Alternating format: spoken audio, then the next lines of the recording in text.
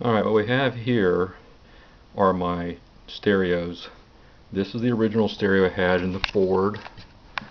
That's a Foxtrot 2 Sierra Foxtrot dash 19er Bravo 165 dash Delta Bravo versus a Foxtrot 78 Foxtrot dash 18 Charlie 815 dash Bravo Alpha. This is the new one. Got the disc player.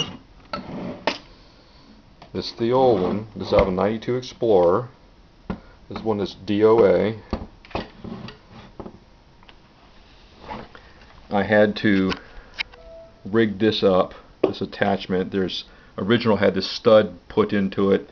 This just had like a square hole back here. I guess it's a different kind of a plastic thing here, but I don't see this is just, you know, take the load off, and I'm pretty sure that'll take care of it, and I don't think this plastic will ever let go. Here's the real question du jour though. The Explorer had a gray plug, a long gray plug that went here, and a singular plug that went here, which I presume is for the speaker. This is the premium sound system. I don't think it's the ultimate premium. I think there's 3 levels. This is the mid-level. It uses a separate amp to drive the speakers.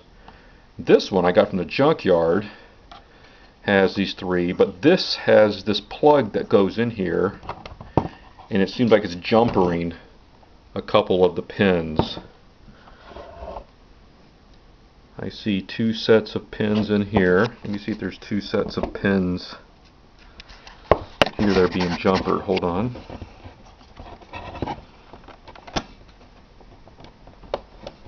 Be right back. Just bear with me. I don't want to lose this thing or break something. There we go.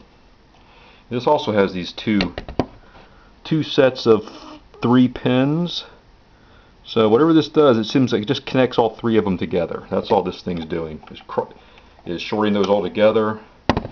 These are all shorted together. Those are not. I don't know what that means, but whatever. And I don't know this for a fact, but when I put this new head unit in, it works great, except for when I fade to the front, the right speaker, that's the driver's side speaker, is nearly dead. I mean, there's a little bit. If you fade to the front and go full left with the balance, you hear a very tinny sound. If you fade to the rear, then everything's fine and the balance works as you'd expect.